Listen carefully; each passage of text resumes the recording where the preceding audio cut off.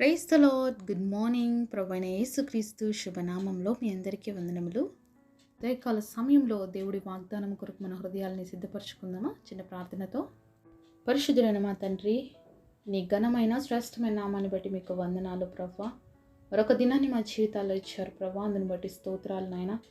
ఈ దినమంతటి కొరకు మమ్మల్ని సిద్ధపరచండి. మా ఆత్మీయ జీవితానికి అవసరం ఏంటంటే మీ మాటల చేత మమ్మల్ని దర్శించి బలపరిచి ధైర్యపరచమని, మా అందరితో మాట్లాడమని యేసు నామములో ప్రార్థిస్తున్నాము తండ్రి, ఆమేన్. ఈరోజు దేవుని వాగ్దానము కీర్తనల గ్రంథము 91వ అధ్యాయము 4వ వచనం. ఆయన తన రెక్కలతో నిన్ను కప్పును. Psalms chapter 91 verse 4. He shall cover thee with his feathers. దేవుడు ఇచ్చినటువంటి అద్భుతమైన వాగ్దానం మనందరి జీవితంలో నెరవేర్చబడును గాక, ఆమేన్.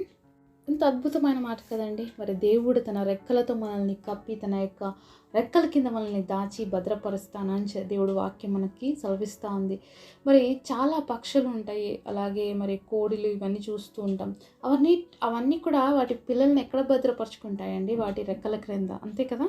అందుకనే దేవుడు అన్నాడు, కోడి తన పిల్లల్ని తన రెక్కల కింద ఎలా భద్రపరుచుకుంటుందో మిమ్మల్ని నేను అలానే భద్రపరుస్తాను అని చెప్పాడు. ఎందుకంటే వాటికి ఆదరించడానికి కానీ వాటికి దగ్గర తీసుకోవడానికి వాటికి మనలాగా చేతులు లేవు, కానీ వాటికి దేవుడు రెక్కలు ఇచ్చాడు కాబట్టి వాటిని ఆదరిస్తుంటాయి వాటి పిల్లల్ని. ఆ రెక్కలు అనేవి ఆ పిల్లలకి ఎంతో సంరక్షణ ఇస్తాయి. ఆ రెక్కలు అనేవి ఆ పిల్లల జీవితంలో ఎంతో ఆశీర్వాదకరంగా ఉంటాయి. ఎందుకు అంటారా? మరి రెక్కలు లేకుండా ఏ పక్షి అయినా ఎగరగలుగుతుందా? లేదు. రెక్కలు లేకుండా ఏ పక్షి అయినా తన పిల్లల్ని దాచుకుంటుందా? లేదు. కాబట్టి రెక్కలు అనేది మరి ఆ పిల్లలకే కాకుండా ఆ పక్షులకి కూడా ఎంతో మేలు చేస్తాయి. అలాగే దేవుని రెక్కల క్రింద మనం ఉంటే చాలా సురక్షితంగా ఉంటామన్నమాట. ఒక ఊరిలో ఏమైందంటే, మరి పూర్వము చిన్న మరి ఇళ్ళల్లో ఉండేవాళ్ళు కదా అండి, అంటే పాకలతో వేసుకునే ఇల్లు. ఆ ఇల్లు తగలబడిందంట. అయితే ఆ ఇంట్లో ఒక కోడి అప్పుడే పిల్లల్ని పెట్టుకొని ఉన్నిందంట. చిన్న పిల్లలు ఉన్నాయి. అదేం చేసిందంటే మరి ఆ ఇంట్లోనే ఉండిపోయింది. ఆ కోడి కూడా ఆ ఇల్లు తగలబడినప్పుడు దాంట్లో తగలబడిపోయిందనమాట. ఇంకా ఆ ఇల్లుని ఆర్పేసేసి అన్నీ పాడైపోయిన ఇళ్ళల్లో ఉన్నటువంటి ఆ వస్తువులన్నీ పాడేసినప్పుడు అందరు ఈ కోడిని కూడా చూసారంట. అయితే ఈ కోడి ఏం చేసిందంటే చచ్చిపోయిందనమాట. మంటలో కాలి. సరే అని తీసి పడేస్తుంటే తన రెక్కల క్రింద ఏమన్నా తెలుసా, పిల్లలు ఉన్నాయి. ఇది మాత్రం చచ్చిపోయింది, తన రెక్కల క్రింద మాత్రము తన పిల్లల్ని మాత్రం చాలా సురక్షితంగా దాచుకొని అలానే పెట్టుకొని అది మరణించిందంట. యేసయ్య కూడా ఇదే చేశాడండి. కల్వరి సిలువలో ఆయన ప్రాణం ఇచ్చాడు, కానీ మనల్ని మాత్రం సురక్షితంగా దాచుకున్నాడు. ఆయన వేదన పొందాడు, ఆయన బాధపడ్డాడు, ఆయన శరీరం అంతా నలగొట్టబడింది, ఎక్కడ చూసిన రక్తము మరి స్రవించింది. ఆయన మన కొరకు భయంకరమైనటువంటి శిలువ మరణాన్ని, శాపమైనటువంటి మరణాన్ని తీసుకొని ఆయన సురక్షితమైన రెక్కల క్రింద మనల్ని దాచుకున్నాడు, మనకి నిత్య రాజ్యానికి వారసులుగా చేశాడు. ఈ కోడి తను మరణిస్తూ కూడా తన పిల్లల పట్ల ఎంత ప్రేమ చూపించి వాటిని మాత్రం అగ్ని ద్వారా ఏ హాని జరగకుండా తన పిల్లల్ని ఏ విధంగా కాపాడిందో, మనం కూడా నిత్య నరకాగ్నిలో ఆరని మంటల్లో వెళ్ళి మరి పడి కాలిపోకోకుండా దేవుడు కూడా తన రెక్కల నీడ మనల్ని దాచిపెట్టాడు. పాపము నుంచి, లోకము నుంచి మనం చాలా జాగ్రత్తగా ఉండాలని ఆయన రెక్కల నీడలోనికి రమ్మంటున్నాడు. మరి కోడి తన పిల్లల్ని మరి పిల్లలతో పాటు ఆహారం తింటున్నప్పుడు ఏదైనా గద్ద వస్తుంది, లేకుంటే తన పిల్లలకి హాని వస్తున్నప్పుడు అది వెంటనే కేక వేస్తుంది. ఆ సౌండ్కి ఆ పిల్లలన్నీ వచ్చి తల్లి రెక్కల కింద దాక్కుంటాయండి. మరి ఆ రెక్కల కింద అంతా సురక్షితంగా ఉంటాయన్నమాట ఆ పిల్లలు. అలాగే ఈరోజు పాపము, సాతాను మనల్ని పొంచి ఉంది. ఎప్పుడెప్పుడు ఎత్తుకొని వెళ్ళిపోదామా అని రెడీగా ఉందన్నమాట సాతాను. అయితే దేవుడు రెక్కల క్రిందికి మనల్ని రమ్మని పిలుస్తున్నాడండి ఈరోజు. ఎందుకంటే దేవుడు రెక్కల క్రింద మనకి సురక్షితంగా ఉండగలుగుతాం. దేవుడు రెక్కల కింద మనకి ఎలాంటి హాని లేదు.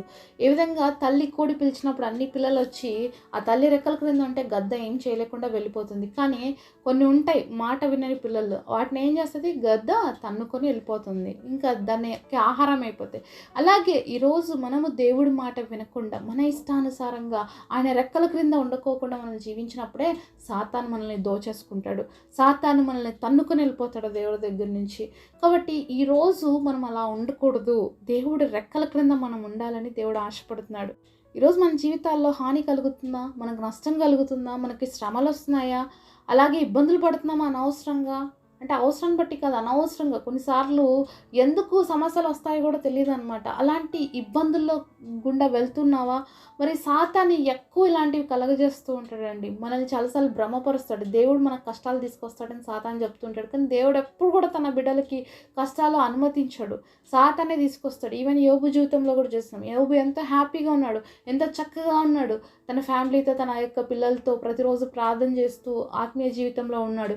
అయితే దేవుడి దగ్గరికి వెళ్ళి ఎవరు అడిగాడు పర్మిషన్? సాతానే వెళ్ళాడు.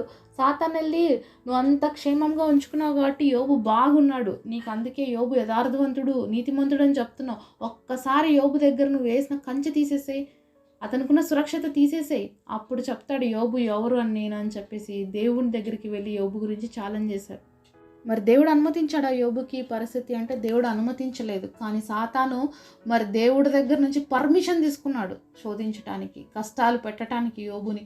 కాబట్టి ఎప్పుడు కూడా కష్టాలు అనేవి దేవుడు పంపించడండి. సాతానే మనకి చేసేకి, హాని చేసేకి ఎప్పుడు చూస్తూ ఉంటాడు. కాబట్టి అందుకనే మనం దేవుడు చెప్పిన మాట బట్టి మనం లోబడి ఆయన చెప్పినట్లుగా వింటే, ఆయన సురక్షితమైన రెక్కల క్రిందకు మనం వచ్చినట్లయితే మనకి ఏ అపాయం అనేది జరగదు, ఏ కీడు అనేది జరగదు, ఏ నష్టం అనేది జరగదు. కాబట్టి దేవుడి యొక్క సురక్షితమైన రెక్కల క్రిందికి రమ్మని దేవుడు మనల్ని పిలుస్తున్నాడు. కాబట్టి మనం ఆయన రెక్కల క్రింద సురక్షితంగా ఉండడానికి రావాలండి. మొదటిగా మనం వస్తే మనం సురక్షితంగా ఉంటాం. ఒకసారి రూతు గ్రంథము 2వ అధ్యాయము 12వ వచనం చూద్దాం. యెహోవా నీవు చేసిన దానికి ప్రతిఫలం ఇచ్చును, ఇశ్రాయేలు దేవుడైన యెహోవా రెక్కల క్రింద సురక్షితముగా నుండునట్లు నీవు వచ్చితివి, ఆయన నీకు సంపూర్ణమైన బహుమానం ఇచ్చినని ఆమెకు ఉత్తరమిచ్చెను. ఇక్కడ బోయజు రూతుతో పలుకుతున్న మాటలు అనమాట. నువ్వు అమ్మ నీ స్వదేశాన్ని, నీ తండ్రి ఇంటిని అందరినీ విడిచిపెట్టేసి వచ్చేసావు. ఎక్కడికి వచ్చేసావు అంటే మరి ఇజ్రాయేలు దేవుడు అయినటువంటి యెహోవా రెక్కల క్రింద సురక్షితంగా ఉండడానికి వచ్చావు. కాబట్టి దేవుడు నీకేమిస్తాడంట?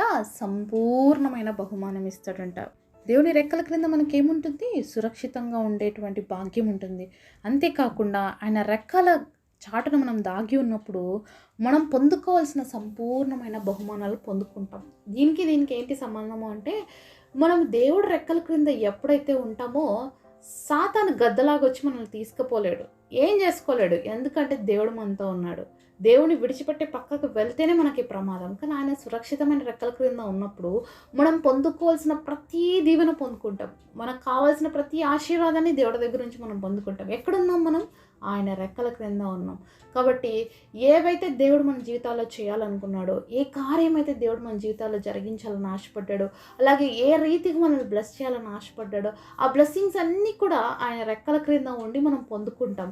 అప్పుడు మన జీవితంలో సంపూర్ణమైనటువంటి దేవుడి యొక్క బహుమానాలని, ఏమైతే దేవుడు మనకి గిఫ్ట్స్ ఇవ్వాలని ఆశపడ్డాడో అవన్నీ కూడా మనం రిసీవ్ చేసుకోగలుగుతాం అనమాట. కాబట్టి ఎందుకు రావాలి దేవుడి దగ్గరికి? ఎందుకు ఆయన రెక్కల క్రింద మనం ఉండాలంటే, ఏ విధంగా రూతు తన యొక్క గత జీవితాన్ని, మోయోబు జీవితాన్ని, ఆ యొక్క పాపపు స్థలాన్ని అన్ని విడిచిపెట్టేసి సురక్షితమైనటువంటి యెహోవా రెక్కల క్రిందికి వచ్చినప్పుడు ఇశ్రాయేలు వంశావళిలో చేర్చబడి యేసు ప్రభు యొక్క వంశావళిలో కూడా చేర్చబడేటువంటి గొప్ప అవకాశం తనకి దొరికిందండి.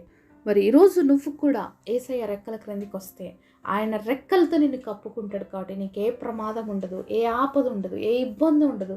అలాగే నీకేమైతే అవసరమైందో అవన్నీ ఆయనకి తెలుసు. కాబట్టి నిన్ను ఏ రీతిగా ఆయన బ్లెస్ చేయాలని ఆశపడ్డాడో ఆ రీతిగా ఆయన బ్లెస్ చేసి నిన్ను ఉన్నతంగా నిలబెడతాడు. వస్తావు మరి యేసయ్య సురక్షితమైన రెక్కల క్రిందికి. నువ్వు పక్కకి వెళ్ళిపోతే సాతాను నేను తన్నుకుపోతాడు. కాబట్టి సాతానికి అవకాశం ఇవ్వద్దు. దేవుడి యొక్క రెక్కల చాటున, ఆయన యొక్క ఓదార్పులో, ఆయన యొక్క కౌగిటిలో, ఆయన యొక్క సురక్షితలో నువ్వు ఉన్నట్లయితే నువ్వు అంచెలంచెలుగా ఎదుగుతావు, అంతకంతకు అభివృద్ధి పొందుతావు, అంతకంతకి ఉన్నతమైన స్థితికి చేరుతావు. కాబట్టి ఈరోజు ఆయన సురక్షితమైన రెక్కల క్రిందికి వద్దాము, ఆ గొప్ప దీవెనను అనుభవిద్దాము. అటు కృప దేవుడు మనందరికీ దయచేయునుగాక. పరిశుద్ధులైన తండ్రి, ఈరోజు మీరు ఇచ్చిన ఈ ప్రామిస్ ఎంత గొప్పది నాయన. ఈ వాగ్దానం అందరి పట్ల నెరవేర్చండి. కోడి తన పిల్లల్ని ఏ విధంగా భద్రపరుస్తుంది, అంతకంటే ఎక్కువగా మమ్మల్ని భద్రపరిచి అయితే నా రకాగ్ని నుంచి మమ్మల్ని తప్పించిన దేవా మీకు స్తోత్రం. రూతు ఏ విధంగా అయితే తను నీ సురక్షితమైన రెక్కల క్రిందికి వచ్చి గొప్ప వంశావళిలో చేర్చబడింది. ఈరోజు మేము అందరూ కూడా మీ సురక్షితమైన రెక్కల క్రిందికి వస్తున్నాం నాయన. మా అందరి జీవితాల్లో కూడా నీ సంపూర్ణమైన బహుమానాన్ని పొందుకొని మహిమపరిచే కృపను మాకు ఇవ్వమని యేసు నామములో ప్రార్థిస్తున్నాము తండ్రి. ఆమేన్.